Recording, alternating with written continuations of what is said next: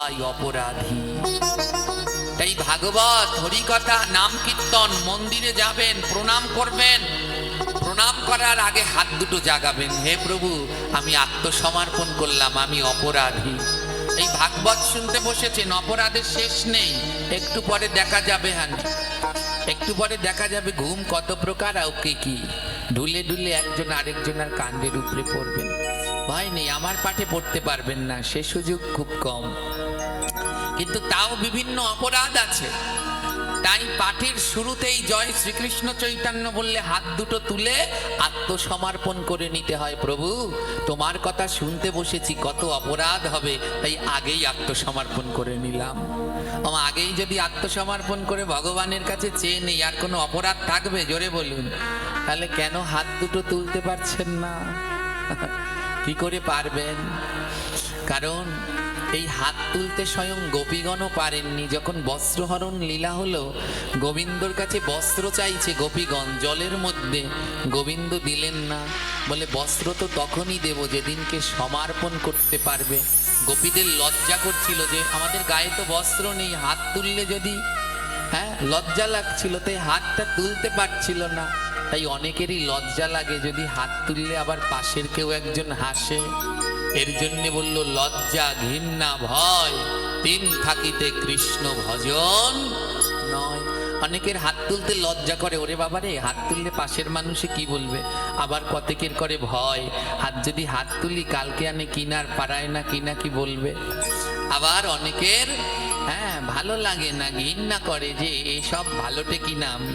তাই এই লজ্জা ঘৃণা ভয় তিন থাকিতে কৃষ্ণ ভজন নয়। ওমা এই সদ্গুরুর যদি কৃপা হতো তাহলে হাত দুটো এমন রাখতে পারতেন না।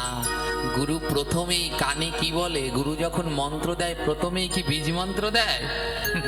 প্রথমেই বলে জয় শ্রীকৃষ্ণ চৈতন্য প্রভু নিত্যানন্দ শ্রী অদ্বৈত গদাধর শ্রীবাসাদি গৌর ভক্তবৃন্দ। হরে কৃষ্ণ কৃষ্ণ কৃষ্ণ হরে হরে, হরে রাম হরে রাম রাম রাম হরে। আগে পঞ্চতত্ত্বের নাম স্মরণ করে, তারপরে হরে কৃষ্ণ মহামন্ত্র বলে, তারপরে গুরু কানে বীজ মন্ত্র দেয়।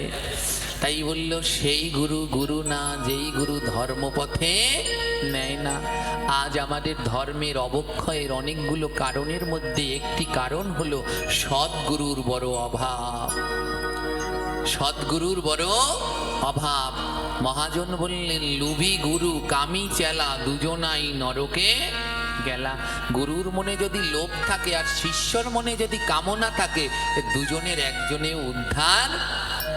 এখন প্রায় 100 জনে 80 জন গুরুর ভিতরেই লোভ চলে এসেছে।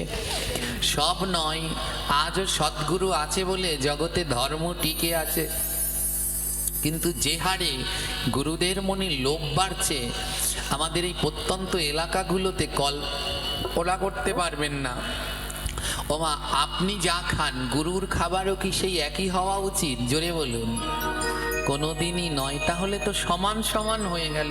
আপনি যে ভজন করেন গুরুরও কি সেই ভজন করা উচিত? গুরুর একটু হলেও তার থেকে আগেও যাওয়া উচিত। কিন্তু দুঃখ হলো কি জানেন, আমরা যে গুরু দেখতে পাই, আমরাও যা খাই গুরুও তাই খায়। বিভিন্ন এলাকাগুলো ঘুরে দেখা যায়, গ্রাম এলাকাগুলোতে বিভিন্ন তথাকথিত গুরু আছে, গুরুও মাছ মাংস খায়, শিষ্যও মাছ মাংস খায়, গুরুও মাছ খায়, শিষ্যও মাছ খায়। তাহলে পার্থক্য রইল কি? গুরুর যদি একটু লোভ, আপনারা যা করেন করুন, গুরুর যদি লোভ সংবরণ না হয় তাহলে সেই গুরু আমায় কি করে উদ্ধার করবে? এর জন্য বললেন লোভী গুরু কামি চালা দুজনাই নরকে গেলা। গুরুর যদি লোভ থাকে তাহলে সে শিষ্যকে কি করে উদ্ধার করবে? গুরুকে তো সবার আগে লোভ ত্যাগ করতে হবে। বড় দুঃখ, পারল না। এক গুরু ছিল জানেন তো, শুনুন একটা উপমা শুনুন। এক গুরু ছিল। আমাদের সমাজে এই অবস্থা কেন জানেন? আমরা একটু বই পুস্তক খুলি না, একটু গ্রন্থপত্র খুলি না, যার জন্য আসল সত্যটা জানি না। যে যেমন পারে বলে টলে যায়, মাথার উপরে লবণ রেখে যারটা বড়ই খেয়ে চলে যায়। কিন্তু একটু গ্রন্থ খুলুন মা, একটু গীতা ভাগবত পড়ুন, না পড়লে এই সনাতন ধর্মের নিখুঁত তত্ত্ব সম্বন্ধে জানতে পারবেন না। এতদিন আমাদের অনেক ভুল বুঝিয়ে রাখা হয়েছে, আর কতদিন ভুলের মধ্যে থাকবেন? এবার চোখ খুলুন। এক গুরু, লোভী গুরু, লোভ ছিল গুরুর মধ্যে। হ্যাঁ, শিষ্যের বাড়ি গেছে। এবার শিষ্যের বাড়িতে সেদিনকে ইলিশ মাছ এনেছে, ইলিশ মাছ। এবারে শিষ্য বলছে, গুরুদেব আজ আমার বাড়ি ইলিশ মাছ এনেছি, তো আপনি আরেক শিষ্যের বাড়ি যান, কালকে আমার বাড়িতে প্রসাদ পাবেন। তো গুরু বলছে, আজ কেন যেতে হবে? বলে, আজ মাছ এনেছি না, গুরু গোসাইরা তো মাছ খায় না। এবার বড় ইলিশ মাছ তো গুরুর দেখে এমন লোভ লেগেছে, গুরু বলে, যে করে হোক মাছের এক টুকরো আমার খাওয়াই লাগবে। এবারে শিষ্য বলছে, গুরুদেব আপনি আজকে ওই ওদের ঘরে সেবা করেন, কাল আমাদের ঘরে করবেন। গুরু দিয়েছে এক ধমক, এই চুপ কর, তুই আমিষ আর নিরামিষের কি বুঝিস? হ্যাঁ, তুই শাস্ত্র গ্রন্থ পড়েছিস? শিষ্য তো থরথর করে কাঁপছে। গুরুদেব সত্যিটা আমি শাস্ত্র গ্রন্থ। তুই জানিস মাছের মধ্যে নিরামিষ মাছ আছে? শিষ্য বললে, মাছ আবার নিরামিষ হয়? গুরু বললে, হ্যাঁ, বেদের মধ্যে লেখা আছে। শুনবি? বেদের সংস্কৃত শ্লোক শুনবি? এবারে শিষ্য বলছে, বলেন গুরুদেব। তো গুরুদেব বলছে, রোহিতস্য কাতলস্য মৎস্য রাজা ইলিতস্য গলদাস্য পাবদস্য এ বচ বোয়ালেস্য মৎস্য মধ্যে এই ষষ্ঠ সর্বদাই নিরামিষ। বুঝতে পারছেন? ইলিতস্য মানে ইলিশ মাছ, গলদাস্য মানে গলদা মাছ, গলদা চিংড়ি, ইলিশত্ব গলদাস্য, বোয়ালেস্য মানে বোয়াল মাছ, পাবদাস্য মানে পাবদা মাছ। হ্যাঁ, এই যে কঠিন কঠিন ভাবে বলছে। শিষ্য বলে, সর্বনাশ, সত্যিই তো সংস্কৃত বলছে।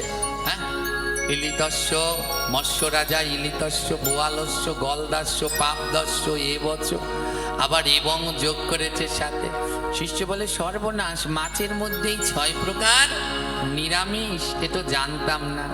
আমার এইরকম ভাবে আজও আমাদের সমাজে বেশ কিছু গুরু রয়েছে যারা এমনি ভুল বুঝিয়ে শুধু খেয়ে আর গাট্টি বস্তা গোল করে চলে গেল।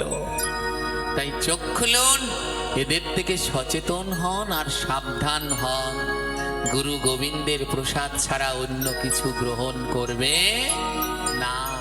গুরুর সদা ধ্যান থাকবে গোবিন্দের নামে প্রসাদে, তাই গুরু অন্য কিছু গ্রহণ করবে না। এই মানব জীবন তখনই পরিবর্তন হবে যদি কারো জীবনে সদ্গুরুর কৃপা হয়। ধ্যান দিন, সদ্গুরু না হলে জন্ম জন্মান্তরেও আপনার পরিবর্তন হবে না। সদ্গুরুর কৃপা চাই। যতই আপনি নাম করুন, জপ করুন, আগানোর চেষ্টা করুন, একজন সদ্গুরুর কৃপা না হলে আপনি সামনে আগাতে পারবেন না। সদ্গুরুর কৃপা কেমন হয় ধ্যান দিন। সদ্গুরুর কৃপা কেমন হয়? বৃন্দাবনে এক বাবাজি ছিলেন, পরম কৃষ্ণ ভক্ত। এই বাবাজি হরি নাম করতে করতে বৃন্দাবনের পথ দিয়ে রওনা দিয়েছে। আর বাবাজি যখন হরিনাম করতে করতে বৃন্দাবনের পথ দিয়ে রওনা দিয়েছে,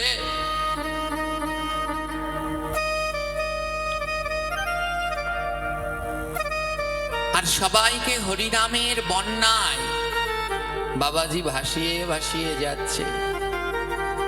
এই বাবাজির নাম সাধুরাম বাবা।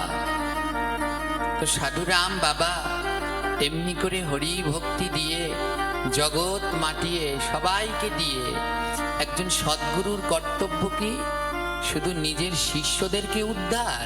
না, একজন সদ্গুরুর কাছে সবাই সমান। তো বাবাজি হরিনামের বন্যায় সবাইকে ভাসিয়ে ভগবানের পথে রওনা দিয়েছেন।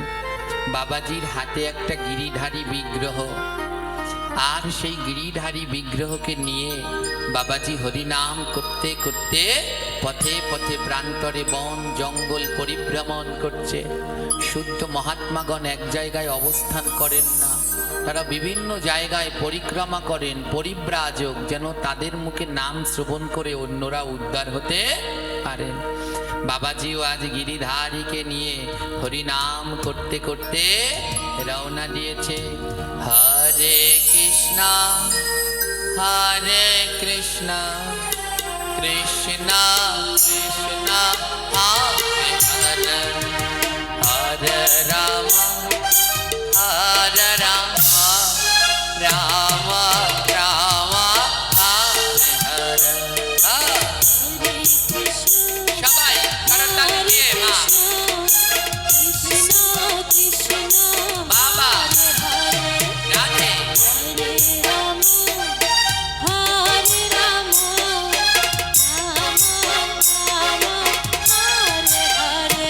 শুনেন, বারবার বলছি করতালি দিতে, আমার জন্যে নয়, আপনাদের জন্য। এই করতালি দিলে উপকার আছে। শুধু সাধু গোসাই জটাওয়ালা সাধু দেখলে দৌড়ে দৌড়ে যান, হাত দেখেন হাত দেখেন হাত দেখেন। আর হাত দেখে সাধুরা কবজ দেয়, তাবিজ দেয়, পাথর দেয়, গাছরা দেয়, কত কি দেয়। কারণ হাতের মধ্যে বিভিন্ন খারাপ রেখা কত কি থাকে। আর আমার মহাপ্রভু বললেন কবজ তাবিজ কিছু পড়া লাগবে না, সকাল সন্ধ্যা করতালি দিয়ে ভগবানের নাম করো, তোমার হাতের সব খারাপ রেখা কেটে যাবে। তাই যদি হাতের খারাপ রেখা কাটাতে চান, সবাই করতালি দিয়ে বাবা হরে রাম আচ্ছা হরে রাম রাধে রাম রাম হরে হরে। হরে কৃষ্ণ কৃষ্ণ কৃষ্ণ হরে হরে, হরে রাম রাম রাম হরে হরে। হরে কৃষ্ণ গৌর হরি কৃষ্ণ কৃষ্ণ হরে হরে, বাবা হরে রাম আহা। বাবা আমার নাম জানে, আমার নাম কি জানে?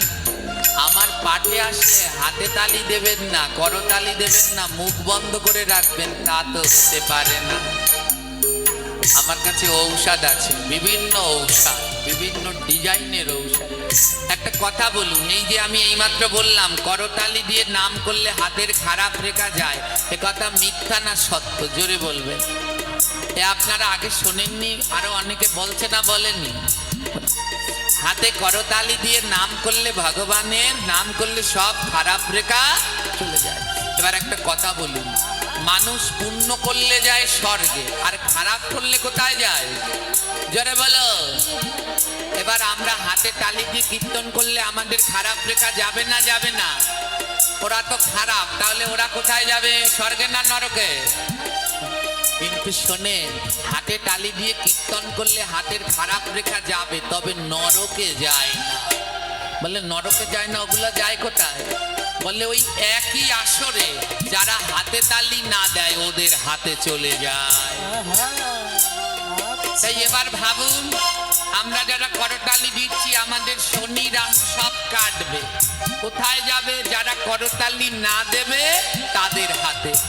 এবার দেখি কে কে না দেন। ও ভাই তুমি অমন করে আছো কেন? ওরা তো নামাজ পড়ার সময় করে, হ্যাঁ, পালাবা কোথায়? এবারে সবাই করতালি দিয়ে, এরপরেও যদি কাজ না হয় তাহলে আবার দ্বিতীয় অ্যান্টিবায়োটিক আছে আমার কাছে, তারপর সেটার প্রয়োগ করব।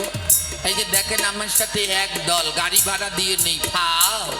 এরপর এরা যাবে, যারা যারা হাতে তালি না দেন তাদের পা ধরতে, যে যে না নেবেন তার চরণ ধরে বসে থাকবে। বলে তারপরেও দিমুনা দেখি কি করে, তারপরে যাব আবার আমি। তাতেও যদি কাজ না হয় তাহলে সবাই মিলে ধরবো। ভগবানের নামে এসেছেন, কেন দুটো হাতে করতালি দেবেন না?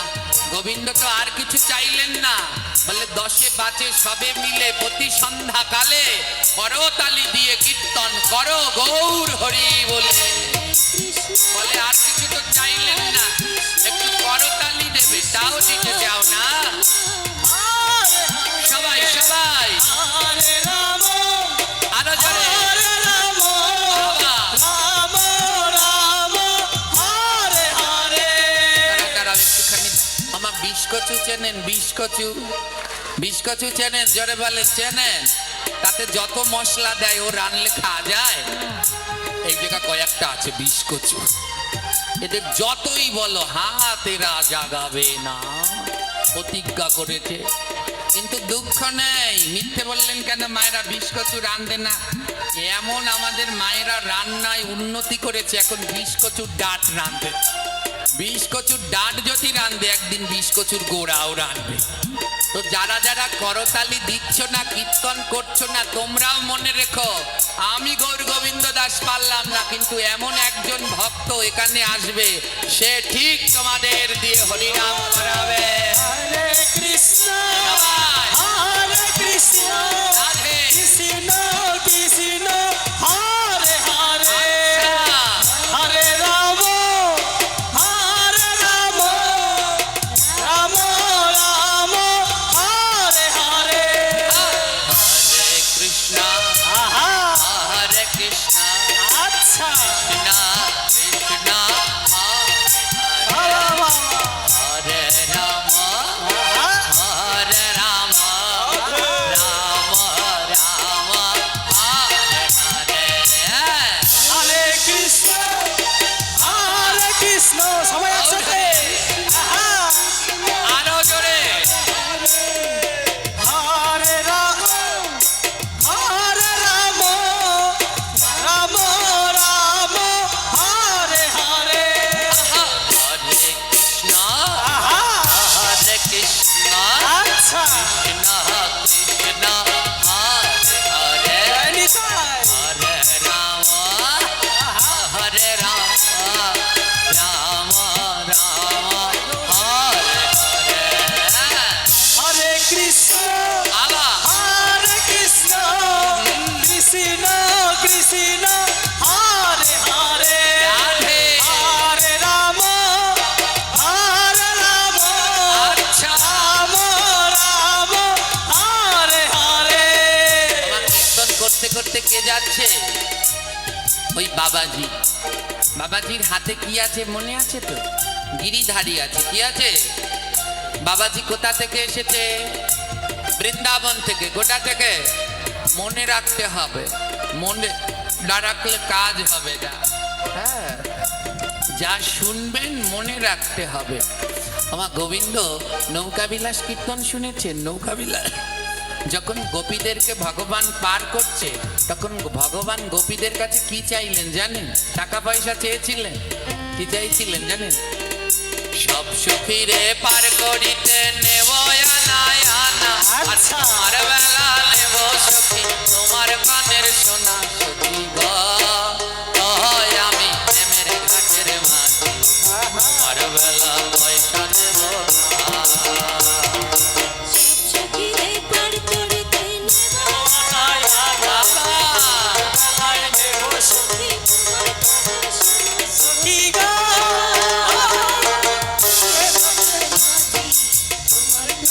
পয়সা নিব না। না না, তোমার বেলায় পয়সা নেব না। পয়সা নিব না। গোবিন্দ বললেন সব সখীরে পার করিতে নেব আনা আনা, তোমার বেলা নেব সখী তোমার কানের সোনা। আমার একটা কথা বলুন, গোবিন্দ সোনা মানে স্বর্ণ। গোবিন্দের কি স্বর্ণে ঠ্যাক লেগেছে? সোনায় ঠ্যাক লেগেছে? তাহলে যদি বেশি স্বর্ণ লাগতো তাহলে হাতের বালা চাইতে পারতো, হাতের বালা দাও, আমার অনেক স্বর্ণ লাগতো। হ্যাঁ, গলার হার দাও। গোবিন্দ তাই চাইলেন না, কি চাইলেন? কানের সোনা। আমার এই কানের সোনা মানে কি? এই যে কানে দুল পরে আছেন, এটা কি জানেন?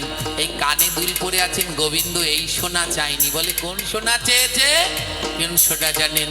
বলে ভাগবত সোনা, গীতা সোনা, আরো নাম সোনা।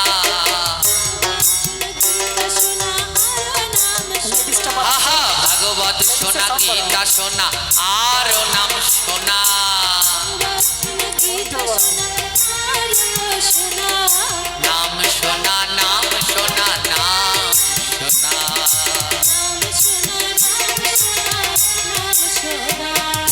গোবিন্দ বললেন ভাগবত শোনা, গীতা শোনা, নাম শোনা, এগুলো সব শোনা।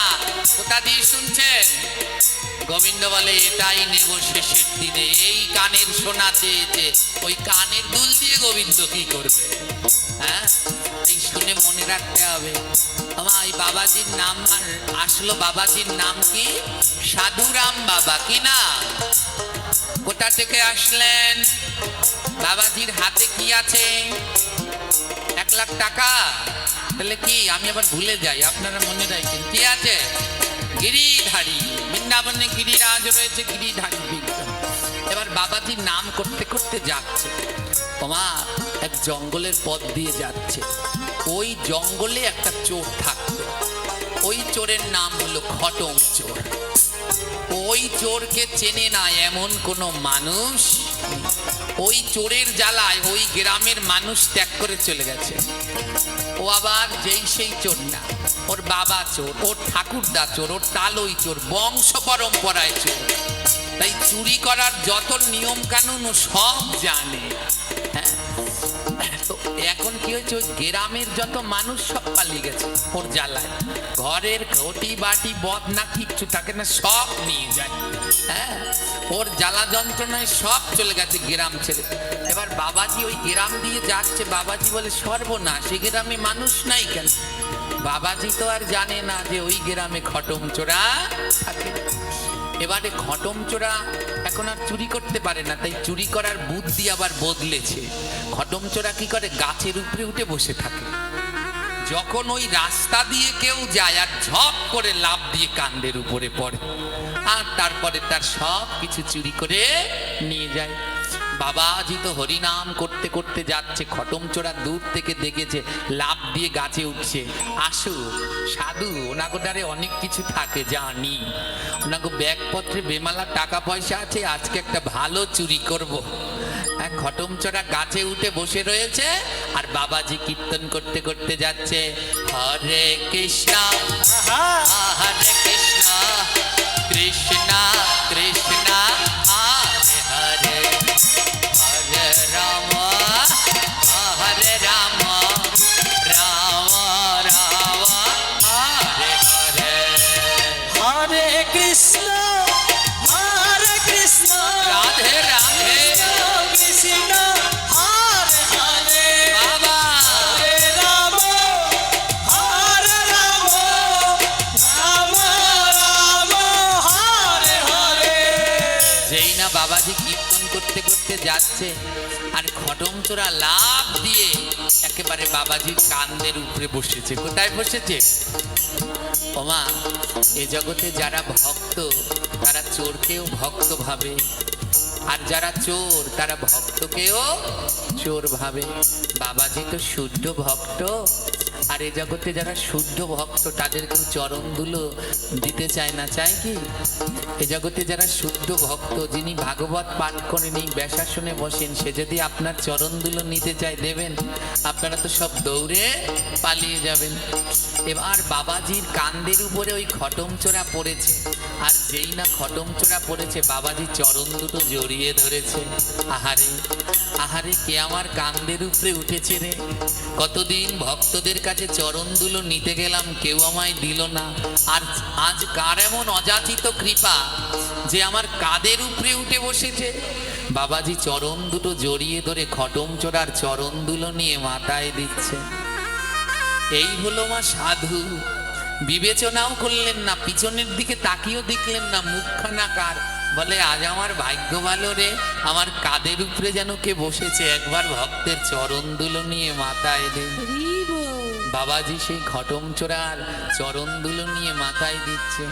বাবাজি বলছে ধন্য রে, ধন্য ভক্ত, চাইলেও চরণ ধুলা পাই না, আজ না চাইতে আমার কাঁধের উপরে উঠে চরণ দিয়ে দিলি দিলি।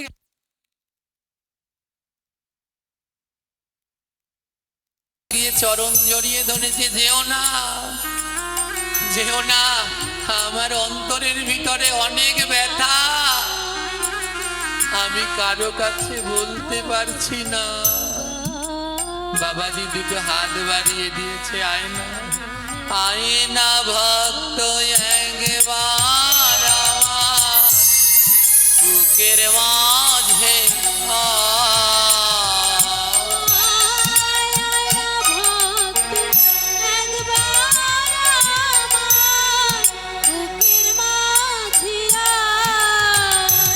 ওরে আয়না ভক্ত একবার আমার বুকের মাঝে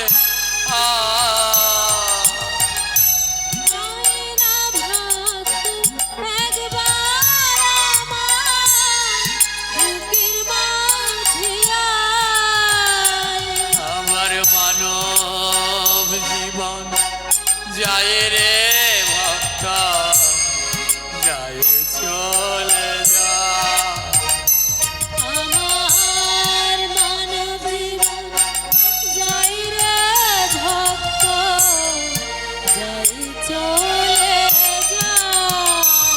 আমার বুকের মাঝে অনেক জ্বালা, কারো কাছে যাই না বলা।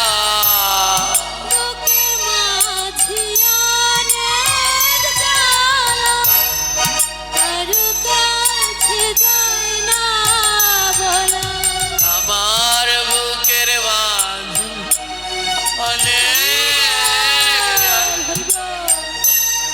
কারো কাছে যাই না বলা।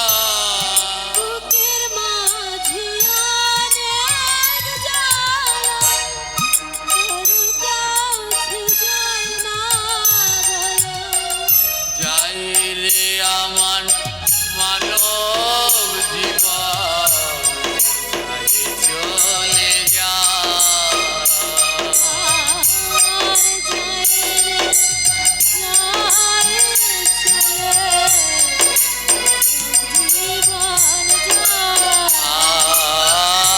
আর যাই রে আমার মানব জীবন যাই চলে যা।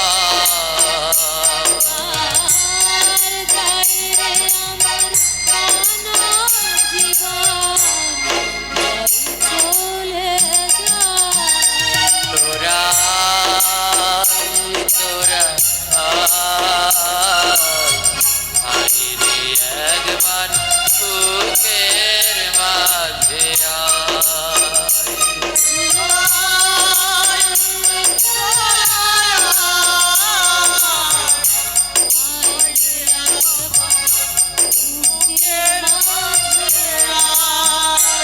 আমার মনে বলে আর বেলা নাই রে।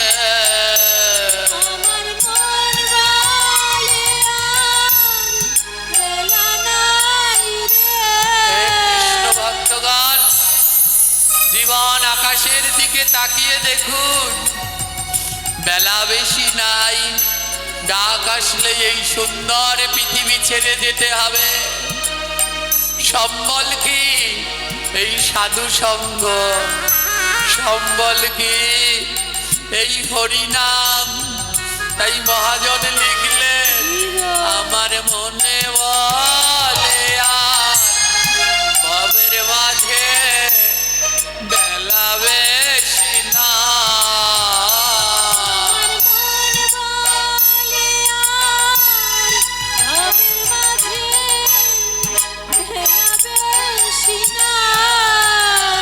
আমি কারে যেন ডাক সকাল সন্ধ্যা ওই শুনতে পাই।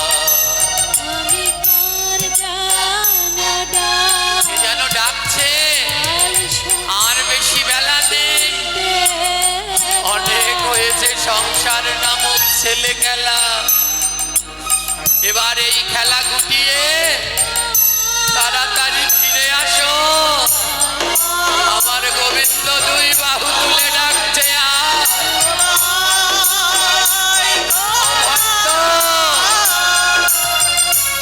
আবার আমার কাছে ফিরে আয়। সংসারের মানুষ শুধু যন্ত্রণা দিতে জানে, ভালোবাসতে জানে না। তাই গোবিন্দ আমার দুই বাহু তুলে ভক্তকে ডেকে বলছে, ফিরে আয়, ফিরে আয় আমার কাছে, ফিরে আয়। তাই যাবার বেলায় দেও দেও ভক্ত চরণের ধুলে।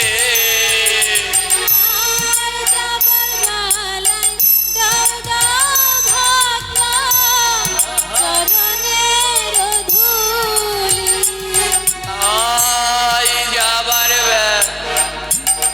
দেও দেও ভক্ত চরণের ধুলি।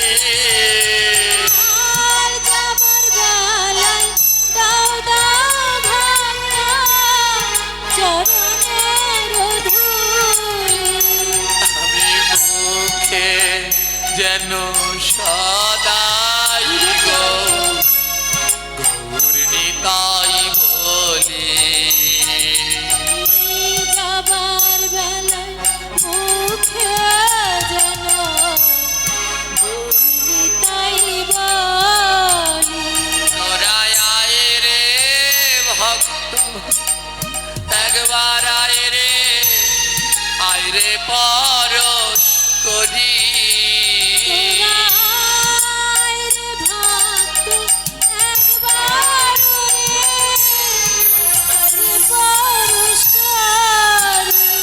আর সব কিছু তো রইবে পরে, আমি যাব ছাড়ি। আর সব কিছু তো রইবে পরে, আমি যাব ছাড়ি। আর কিসের ঘর আর কিসের বাড়ি, সবই রইবে পরি। আর কিসের ধার হরি বল হরি বল। সবই রইবে পরে। আর সবাইকে ছেড়ে একদিন আমি যাব চলি। আর সবাইকে ছেড়ে আমি যাব চলি। সেদিন রইব পরে শ্মশান ঘাটে, কেউ জিগাইবে না। সেদিন রইব হরি বল নিতাই গৌর প্রেমানন্দে। কেউ জিগাইবে না। ওরে শ্মশান হবে শেষ ঠিকানা, বোঝনা। ওরে শ্মশান হবে শেষ ঠিকানা, বোঝো না। তোরা আয়, তোরা আয় রে একবার বুকের মাঝে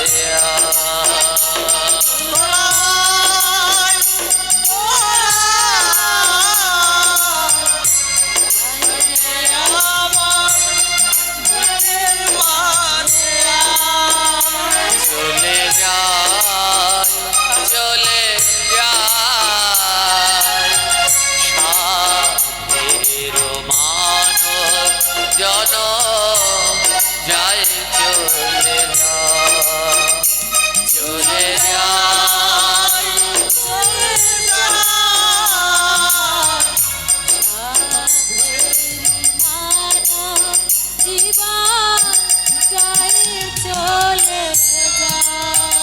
বাবাজির চরণ দুটো জড়িয়ে ধরেছে বাবাজি। ও বাবাজি, তুমি যখন চলে যাচ্ছ আমার বুকটা যেন কেমন খালি হয়ে যাচ্ছে।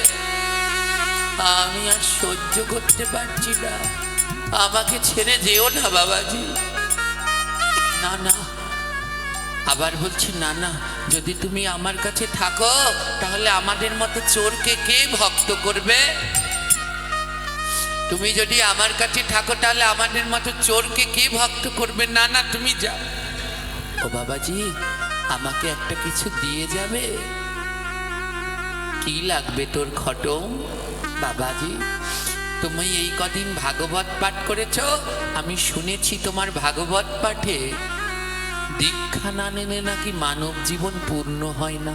ও বাবাজি, আমি তো দীক্ষা নেইনি, তুমি আমায় দীক্ষা দেবে?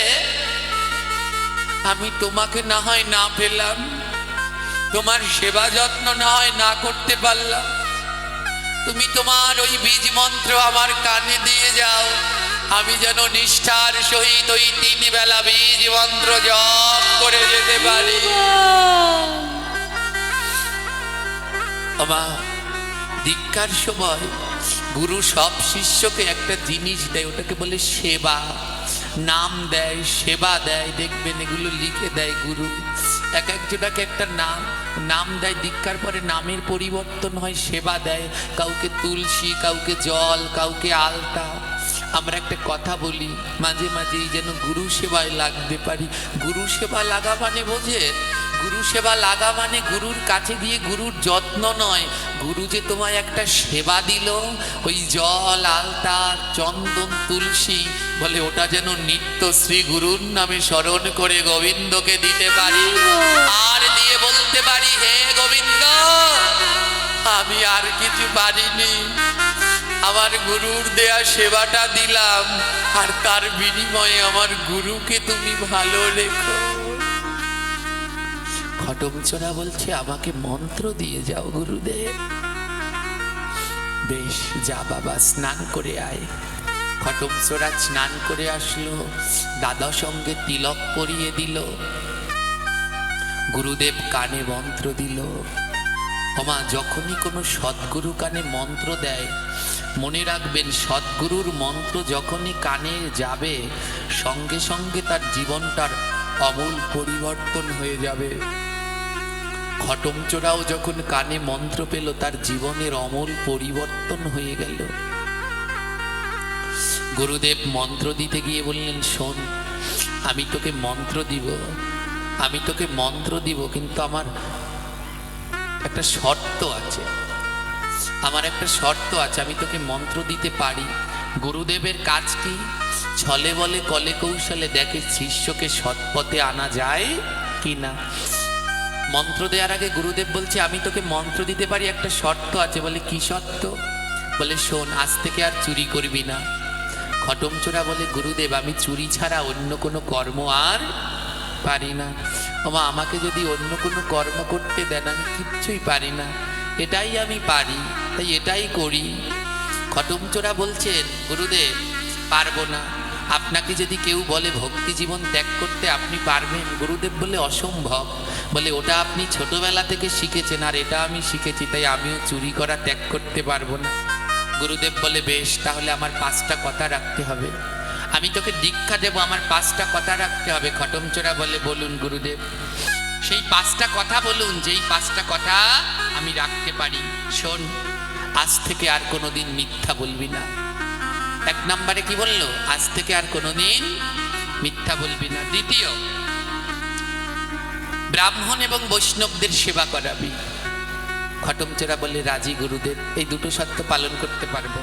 তৃতীয় শর্ত হলো, চুরি করে যা পাবি সব গোবিন্দের নামে দিয়ে দিবি, নিজের জন্য কিছু রাখবি না। বলে, রাজি, এটাও আমি রাজি। চতুর্থ, যদি কোনো জায়গায় মঙ্গল আরতি হয়, কোনো আরতি হয়, ওমা, কালকে ওখানে পাঠ করেছিলাম, আরতি হলে দাঁড়িয়ে পড়তে হয়। যদি কোনো জায়গায় আরতি হয়, দাঁড়িয়ে পড়বি, ওখান থেকে নড়বি না, আরতি শেষ না হওয়া পর্যন্ত নড়বি না। রাজি। আর পঞ্চম হলো, একাদশী ব্রত পালন করবি, একটা একাদশীও বাদ দিবি না। রাজি। আপনারা সবাই একাদশী করেন, সবাই করবেন, সমস্ত পাপের ক্ষয় হবে, কিন্তু একাদশী না করলে সেই পাপের ক্ষমা হয় না। দেখুন, চোর, এই ভাগবত পাঠের কি প্রয়োজন? এই চোর ভাগবত শুনে সাধু সঙ্গ করে, আর চোরের জীবন পরিবর্তন। চোর বলে, গুরুদেব, আমি 5টা শর্ত পালন করব। গুরুদেব কানে মন্ত্র দিল, এই বলে গুরুদেবে কানে মন্ত্র দিল। আর সদ্গুরুর মন্ত্র যখন চোরায় পাইল, আহা তুলিয়া চোরা নাচিতে লাগিল। আজি বল হরি বল ধ্বনিত হইল। সদ্গুরুর মন্ত্র পেয়ে আনন্দের নৃত্য করছে। চোরের আনন্দের আর শেষ নেই। ওমা দীক্ষা নেওয়ার পরে বৈষ্ণব সেবা দিতে হয়। দীক্ষা নেওয়ার পরে কি করতে হয়? বৈষ্ণব সেবা দিতে হয়। গুরুদেবকে বলছি, গুরুদেব আমি তো দীক্ষা নিলাম, তাই আমি চাই এবার একটু বৈষ্ণব সেবা দেব। গুরুদেব আমি বিশাল বড় করে একটা বৈষ্ণব সেবা দেব। গুরুদেব বলে দে। চোর বলে, গুরুদেব আমি যদি বিশাল বড় করে বৈষ্ণব সেবা দেই, তাহলে আমায় বিশাল বড় করে একটা চুরি করতে হবে। কারণ ওর তো চুরি করা ছাড়া আর টাকার উপায় নেই। তো বৈষ্ণব সেবা দেবে, এখন চুরি করবে। কি চুরি করবে? খুঁজছে। চোর কিন্তু আগেই চুরি করে না, আগে খোঁজ করে। খোঁজ করে পেল কি, ওই দেশের রাজার একটা ঘোড়া আছে। ওমা সেই ঘোড়াটা কোনো সাধারণ ঘোড়া নয়, ঘোড়ার গায়ে হাতির শক্তি। ঘোড়ার গায়ে কিসের শক্তি? কালো কুচকুচে একটা ঘোড়া, সেই ঘোড়াটার গায়ে হাতির শক্তি। আর রাজা বিদেশ থেকে সেই ঘোড়া এনেছে।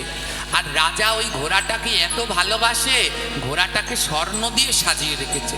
ঘোড়ার পায়ে স্বর্ণের নুপুর, গলায় হার, ঘোড়ার আবার কান ফুরিয়েছে, তাতে আবার হীরার কানেরটা দিয়েছে।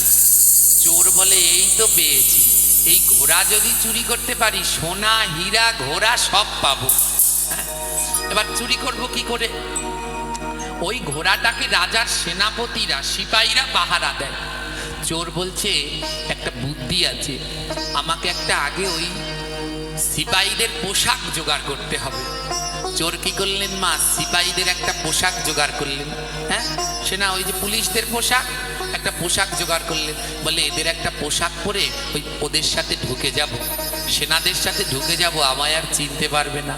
চোর কি করলো? সেনাদের পোশাক জোগাড় করে এবার ওই ঢুকে গেল। ওমা এমন সময় ওই পাহারাদাররা, ওই ঘটম চোরা ছিল লম্বা, বিশাল লম্বা, আসলেই দেখতে দেখতে সুন্দর ছিল।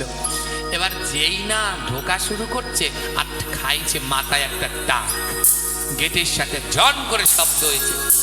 আর ওই যে যারা ঘোড়াকে পাহারা দেয়, ওরা দৌড়ে এসেছে। কে রে, কে তুমি? আমার গুরুদেব প্রথম একটা কথা বলেছে। কি বলেছিল? 5টা শর্ত দিয়েছে দীক্ষা নেয়ার। তার প্রথমটা শর্তটা কি? আর কোনোদিন মিথ্যে কথা। এবার দারোয়ান জিজ্ঞেস করছে, ওখানে কে? তুমি কে? এখন যদি ও বলে সেনাপতি, তাহলে গুরু বাক্য রক্ষা হবে? চোর বলছে, যা হয় হোক, তো আমি গুরুদেবকে কথা দিয়েছি, আর মিথ্যে বলবো না। ও বুক ফুলিয়ে বলছে, আমি ঘটম চোরা। এবারে ওই দুই দারোয়ান বলছে, চোর কি কোনোদিন নিজেকে চোর বলে? চল তো লাইট মেরে দেখি। ওমা যেই না লাইট মেরেছে, দেখে বিশাল বড় লম্বা দেহ, সেনাবাহিনীর পোশাক পরা। এবার দারোয়ানে বলে, দুইজন তো, একজন আরেকজনে বলে চাকরি শেষ। বলে কেন? বলে উনি দি সেনাপতি, নতুন যোগ দিয়েছে। দেখো না কি চেহারা, ফিগার টিগার। ওনার কাছে জিজ্ঞেস করেছে উনি কে, তার জন্যই তো বলছে ঘটম চোরা, চল পা ধরে ক্ষমা চাই। দুই দারোয়ান গিয়ে ঘটম চোরার পা ধরে বলছে, সেনাপতি মশাই ক্ষমা করে দিন, ক্ষমা করে দিন, আমরা আপনার কাছে জিজ্ঞেস করেছি, ভুল করে ফেলেছি। আমরা জানি না যে আপনি নতুন যোগদান করেছেন। ওই দুই সেনাপতির পকেটে কিছু টাকা ছিল, টাকা বের করে ওর হাতে দিয়ে বললেন, নেন রসগোল্লা খাবেন। ঘটম চোরা বলে, সর্বনাশ, সারা জীবন মিথ্যা কথা বলেছি আর ঝ্যাটার বাড়ি খেয়েছি, জীবনে প্রথম সত্য কথা বলে এত সম্মান। হ্যাঁ, দারোয়ান গেট ছেড়ে দিয়েছে, যান বাবা আপনি যান। ঘটম চোরা তো চলে গেল। আর চলে গিয়ে ঘোড়া চুরি করে নিয়ে নিল। আমার দ্বিতীয় শর্ত দিয়েছিল কি? চুরি করে যা পাবি গোবিন্দকে নিবেদন করে দিয়ে দিবি, নিজের জন্য রাখবি। তোমার যেই না ঘোড়াটাকে চুরি করেছে, চুরি করে ঘোড়ার পিঠে উঠেছে, ও একটা আসমন পাত্র নিয়ে গেছে আবার সঙ্গে করে। এবার আসমন পাত্র নিয়ে নিবেদন করছে। আমার ঘোড়ার রং কি ছিল? নিবেদন করছে, এ তৎ কালো ঘোড়া গোবিন্দায় নমঃ। গুরুদেব বলে দিয়েছে চুরি করে যা পাবি গোবিন্দকে দিয়ে দিবি, নিবেদন করে দিয়ে দিয়েছে। দিয়ে ঘোড়া নিয়ে দৌড়। ঘোড়া তো যাচ্ছে, পায়ে সোনার ঘুঙুর ঝুনঝুন করে বাজছে। রাজার ঘুম ভেঙে গেছে, রাজা চিৎকার করছে, ওরে আমার ঘোড়া নিয়ে গেল, ঘোড়া নিয়ে। সবাই দৌড়, সবাই দৌড়। দারোয়ান এসেছে, রাজামশাই ও সেনাপতি। সেনাপতি বলে তাহলে আমি কে? আরে বেটা আমি দিত সামনে। সবাই বুঝতে পারলো চোরে ঘোড়া নিয়ে গেছে। সবাই ছুটছে, ওমা ঘোড়া কি আর খুঁজে পাওয়া যায়? দৌড়াতে দৌড়াতে যাচ্ছে, সারা রাত কেটে গেছে, সকাল হয়ে গেছে। রাস্তার পাশ দিয়ে যাচ্ছে, রাস্তার পাশে ছিল একটা মন্দির, আর মন্দিরে সকালবেলা হচ্ছে মঙ্গল আরতি। চতুর্থ শর্ত কি দিল? মঙ্গল আরতি হলে দাঁড়িয়ে পড়বি। যেই মঙ্গল আরতির শব্দ কানে গেছে, ঘোড়াকে গাছের সাথে বেঁধে ও মঙ্গল আরতিতে চলে গেছে। আর এইদিকে রাজার সৈন্যরা এসে ধরে ফেলেছে চোরকে, চারিদিক দিয়ে ঘেরাও দিয়েছে। রাজাও চলে এসেছে। এই তোমার নাম কি? খটমচোরা বলছে, রাজামশাই আমার নাম খটমচোরা। বলে জীবনে অনেক চোর দেখছি, জীবনেও নিজেকে চোর বলেনি, তুমি নিজেকে চোর বলছো? হ্যাঁ। রাজা জিজ্ঞেস করছে আমার ঘোড়া কোথায়? খটমচোরা দেখিয়ে দিলেন, ওই যে দড়ি দিয়ে বেঁধে রেখেছি। আমার ঘোড়াটার রং ছিল কি রঙের? রাজা তাকিয়ে দেখে ঘোড়াটা সাদা। বলে কি, আমার ঘোড়া তো সাদা ছিল না, আমার ঘোড়া তো ছিল কালো। এটা আমার ঘোড়া না। খটমচোরা বলছে আমি মিথ্যে বলি না রাজামশাই, আমি কালকে মিথ্যা বলেছি, আমি পরশুদিন মিথ্যা বলেছি, কিন্তু কালকে থেকে আমি আর মিথ্যা বলি না। বলে কেন, এমন কি করেছিস? বলে আমি গুরু দীক্ষা নিয়েছি, তাই আমি আর মিথ্যা বলি না। পরশুদিনকে বলেছিলাম, কিন্তু কালকে থেকে আর ওটাই আপনার ঘোড়া। রাজা গিয়ে মিলাচ্ছে, আমার রাজা যেই মিলালেন দেখলেন সত্যি তারই ঘোড়া। সেই হীরার কানেরটা, সব পায়ে নুপুর, সব কিছু আছে। আর ঘোড়াটা রাজাকে দেখে এসে রাজার সাথে বুক মিলাচ্ছে। রাজা বুঝতে পারলো এটাই আমার ঘোড়া। কিন্তু ঘোড়াটা সাদা হলো কি করে? আমার ঘোড়া তো ছিল কালো, তাই এটাই রং মেখেছিস? রাজা ডলে দেখছে, না রঙও মাখেনি, সাদা হয়ে গেছে। রাজা জিজ্ঞেস করলো, হ্যাঁ রে এই খটমচোরা, এই ঘোড়াটা সাদা হলো কি করে? খটমচোরা বলে এ তো সহজ কথা। মন্দিরের পূজারী ভোগের থালা নিয়ে যাচ্ছে, ওমা দেখুন ওখানে দুটো আপেল আছে, আপেলের একটা আমার কাছে দিন। ওই দুটো আপেল আছে, এবার এই আপেলটা ওখান থেকে আমি আনলাম, এর নাম কি? জোরে বলো। এবার এটা আমি ভগবানকে দিয়ে দিলাম। এবার এটার নাম হয়ে গেল কি? জোরে বলো। এটা একটু আগে ছিল আপেল, আর ভগবানকে দিয়ে দিলাম, হয়ে গেল ওমা, এটা পরিবর্তন হয়ে গেল। এটা এখন পাবেন, এটা যখন এখন খাবেন, প্রসাদের স্বাদ আলাদা। দেখবেন মিলিয়ে একটা আপেলকে দু টুকরো করে অর্ধেক গোবিন্দকে দেবেন, অর্ধেক দেবেন না। ওই যেটা গোবিন্দকে দিয়েছেন ওটার স্বাদ কেমন, আর যেটা না দিয়েছেন সেটার স্বাদ কেমন মিলিয়ে দেখবেন। গোবিন্দকে দিলে তার সব কিছু পরিবর্তন হয়ে যায়, রং, বর্ণ, স্বাদ। খটমচোরা বলছে রাজামশাই, যখন ওটা আপনার ঘোড়া ছিল তখন ওর গায়ের রং ছিল কালো, আর যেই আমি গোবিন্দের নামে নিবেদন করে দিলাম, ঘোড়া গোবিন্দের প্রসাদ হয়ে গেল, ঘোড়ার রং হয়ে গেল সাদা। রাজার দুই নয়নে জল। আহারে আহারে, তোর সদ্গুরুর কৃপা হয়েছে রে, তোর গুরু ভক্তি, এত নিষ্ঠা, এত বিশ্বাস, যে গুরুর নামে বিশ্বাস রেখে গোবিন্দকে ঘোড়া নিবেদন করলি, কালো ঘোড়া হয়ে গেল সাদা। রাজা বলে আমি অনেক দিন ধরে গুরু খুঁজছি, দীক্ষা নেব। চোর বলে তাহলে চলুন আমার গুরুর কাছে চলুন। রাজা বলে না, আমি তোর গুরুর কাছ থেকে নয়, ও চোর, আমি তোমার কাছ থেকে দীক্ষা নেব। যার গুরুর প্রতি এত নিষ্ঠা, ঘোড়ার রং পরিবর্তন করে দিতে পারে, আমি তার কাছে দীক্ষা নেব। সদ্গুরু পরিবর্তন করে দিল এক চোরের জীবন। হ্যাঁ, শুধু সদ্গুরু হলেও আবার হয় না, ওই চোরকেও, ওই শিষ্যকেও আবার গুরুর বাক্য পালন করতে হয়। তাই গুরু আর শিষ্য যদি এক তালের হয় তাহলে অনেক দূর আগানো যায়, আর যদি এক তালের না হয় তাহলে আগানো যায় না। গুরু শিষ্যের সম্পর্ক মা এক সুতোর গাঁথার মতো। হ্যাঁ, গুরুর যন্ত্রণা হলে শিষ্য বুঝতে পারে, শিষ্যের যন্ত্রণা হলে গুরু বুঝতে পারে। দেখুন, আজ আমার শরীর ভালো না, মনও ভালো না, কিছু ভালো না। এই যে মাদারীপুর থেকে আমার এই সন্তানরা সে গাড়ি নিয়ে অত দূর থেকে এখানে চলে এসেছে। হ্যাঁ, আর তাদের কোনো কিছুর আবদার নেই, শুধু আমি যেন একটু খাবার খাই, খাবার খাওয়ানোরই চেষ্টা। প্রণাম করে বলছে আর কিছু চাই না, একটু খাবার খাও যেন সুস্থ থাকতে পারো। তোমরা জেনে নাও, তোমরা ভালো থাকলেই আমি ভালো থাকবো। এই খাবার আমায় সুস্থ রাখতে পারবে না। যতদিন পর্যন্ত তোমাদের মতো সৎ শিষ্য আর সন্তান আমার পাশে আছে, ততদিন পর্যন্ত আমি ভালো থাকবো। জমও আমার কিছু করতে পারবে না। আমার বিশ্বাস আছে আমার শিষ্য আর সন্তানদের উপরে, তাদের ভজনের উপরে, তাদের নিষ্ঠার উপরে, তাদের নামের উপরে। আজ বিশাল বৈষ্ণব সেবার আয়োজন। রাজা বলছে, খটমচোরা চিন্তা করো না, তোমার বৈষ্ণব সেবায় সব ধন আমি দেব। গুরুদেব বলছে, না ও রাজা, বৈষ্ণব সেবা কোনোদিন নিজের টাকা দিয়ে হয় না। বৈষ্ণব সেবা দিতে হলে ভক্তের দ্বারে দ্বারে ভিক্ষা করতে হয়। তাই রাজা বলল, খটমচোরা বলল, তাহলে আজ আমি ভক্তের দ্বারে ভিক্ষা করব। রাজা বলে আমিও করব, আর বাবাজি বলে আমিও ভিক্ষা করব। তিনজনে মিলে ভিক্ষা করে আমরা বিশাল বড় বৈষ্ণব সেবা দেব। তাই এবার সবাই মিলে দেখো ভক্তের দ্বারে গেল, তাই সবাই মিলে দেখো ভক্ত দ্বারে গেল। আরে ভক্তেরও দ্বারে দ্বারে ভিক্ষা যে করিল,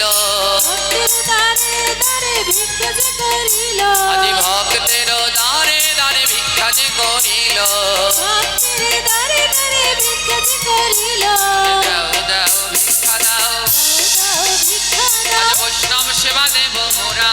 দাও দাও ভিক্ষা দাও, বৈষ্ণব সেবা দেব মোরা, দাও দাও ভিক্ষা দাও। বৈষ্ণব সেবা দেব মোরা, দাও দাও ভিক্ষা দাও। বৈষ্ণব সেবা দেব মোরা, দাও দাও ভিক্ষা দাও। ভক্তেরও দ্বারে দ্বারে রাজা যে আইল, ভক্তের দ্বারে দ্বারে রাজা যে আইল, ভক্তেরও দ্বারে দ্বারে রাজা যে আইল। ভক্তের দ্বারে দ্বারে রাজা যে আইল। আজ সবার দ্বারে দ্বারে ভিক্ষা করছে আর হরিনাম করছে। হরে কৃষ্ণ হরে কৃষ্ণ, কৃষ্ণ কৃষ্ণ হরে হরে, হরে রাম হরে রাম, রাম রাম হরে হরে। হরে কৃষ্ণ কৃষ্ণ কৃষ্ণ হরে হরে, হরে রাম রাম রাম হরে হরে। হরে কৃষ্ণ কৃষ্ণ কৃষ্ণ হরে হরে, হরে রাম কেউ উঠবেন না, সবাই নিজ নিজ জায়গায় বসুন। হরে কৃষ্ণ কৃষ্ণ কৃষ্ণ হরে হরে, হরে রাম রাম রাম হরে হরে। হরে কৃষ্ণ কৃষ্ণ কৃষ্ণ হরে হরে, রাধে হরে রাম রাম হরে হরে। এবার ভক্তের দ্বারে দ্বারে ভিক্ষা যে করিল, সেই ভিক্ষা নিয়া তারা গুরুর কাছে আইল। সেই ভিক্ষা দিয়া এবার বৈষ্ণব সেবা হলো। মদন ভরিয়া সবাই গৌর হরি বল।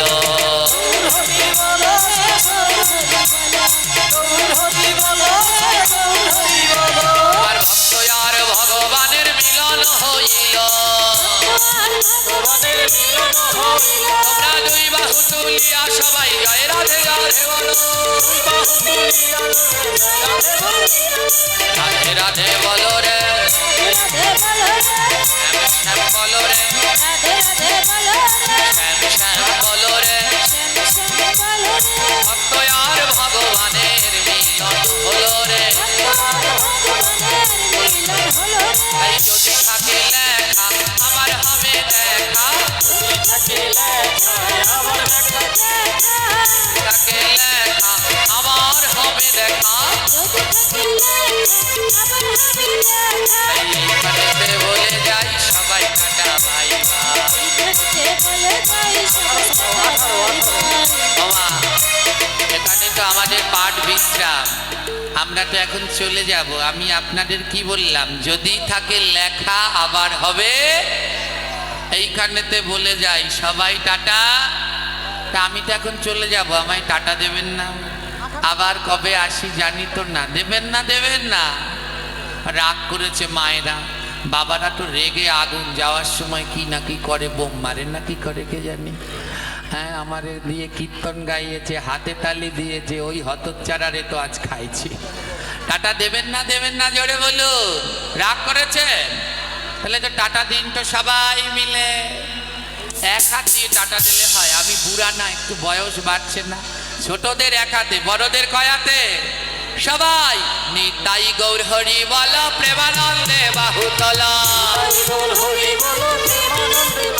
আহা, নিতাই গৌর হরি বল প্রেমানন্দে বাহুতলা। ও কি জয় ধ্বনি উলু ধ্বনি ভুবন ভরিয়া তোল।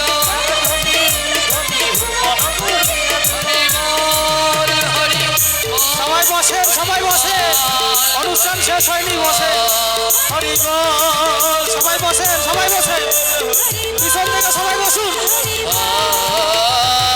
অনুষ্ঠান এখনো শেষ হয়নি, সবাই বসেন, যার যার স্থানে বসুন। ওমা, একটা কথা বলুন, আজ যারা পাঠ দিয়েছে তারা যদি এই পাঠ না দিত আমরা শুনতে পারতাম? জোরে বলেন, পাঠটা আগে বলুন, আপনাদের ভালো লেগেছে না লাগেনি?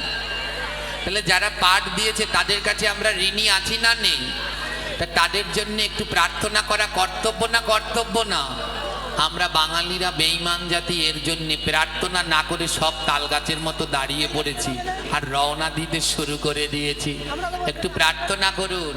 পরলোকগত শিশির চন্দ্র বালা ও নির্মল চন্দ্র বাছার এদের বৈকুণ্ঠ প্রাপ্তির মানুষে আদ্যকার এই ভাগবত পাঠ দিয়েছেন তাদের উত্তরসূনিগণ নিপেন বাচার, আশিস বাচার, রুদ্র বাচার, সুজয়বালা, মন্দিরাবালা, মাধুরীবালা সহ সকলের পারমার্থিক কল্যাণের জন্যে একটু প্রার্থনা করবেন। তাই যে সন্তানগণ আজ পিতার জন্যে পাঠ দিলেন তাদের চরণে আমরা প্রণাম জানাই। সেই পিতার আত্মার শান্তির জন্যে আমরা করজোরে প্রার্থনা করব। প্রত্যেক সন্তানেরই উচিত বাবা মার নামে বছরে একদিন হলেও ভাগবত পাঠ দেয়া। বছরে একদিন যদি বাবা মার নামে ভাগবত পাঠ না দেয় তাহলে ওই সন্তানের অর্থ অবৈধ থেকে যায়। তাই যে সন্তানগজ আজ পিতার নামে এই ভাগবত দিলেন, দুই নাম শুনে বুঝলাম, পদবী শুনে যে দুই ফ্যামিলি থেকে, তাই না? খুব ভালো। একা না পারলে এমনি দুইজন তিনজন মিলে ভাগবত দেন। এই ভাগবত না দিলে এই সমাজের পরিবর্তন সম্ভব না। বছরে একটু সবাই লাগলে 5 জন 6 জন মিলে নিজের বাবা মার নামে একটা দিন পাঠ দেন। আর এই পাঠ দিলে আমাদের সমাজের অনেক পরিবর্তন হবে মা। আর আপনার পিতামাতার বিদাহী আত্মারও শান্তি হবে।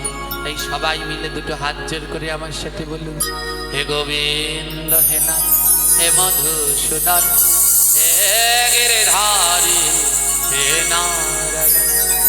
আজ তোকার যাদের উদ্দেশ্যে হলো এই ভাগবত পাঠের আয়োজন, তাদের যদি থেকে থাকে কোনো ভুল ত্রুটি অপরাধ ক্ষমা করে দিও আবার। হে গোবিন্দ হে নাথ হে গিরিধারী, কৃপা করে দিও তাদের তোমার চরণে তরি। আজ শুনলো যারা তোমার বাণী, গাইলো যারা গান, তোমার ভাগবত পাঠে করলো যারা দক্ষিণাদান, সকলকে সুস্থ সবল রেখো নারায়ণ। যেই সন্তানগণ করলো আজ পিতার জন্যে এই ভাগবত পাঠের আয়োজন, সুস্থ সবল রেখো তাদের প্রভু নারায়ণ। প্রতি বছর এমনি করে পিতার নামে যেন তারা একদিনই ভাগবত পাঠ দিতে পারে, করজোড়ে ভক্তবৃন্দ এই প্রার্থনা করে। এই মন্দির কমিটিতে আছে যত সদস্যগণ, সুস্থ সবল রেখো তাদের প্রভু রঘুনারায়ণ এমনি করে ভক্তদের নিয়ে যেন বৃন্দাবন মিলাতে পারে। এবার ভক্তবৃন্দ সবাই মিলে দুই বাহু তুলে একবার হরি ধ্বনি করে। জয় শ্রীমদ্ ভাগবত বিজয়। হরি হরি বল বল হরি বল সর্বসাধ গুরু হরি হরি।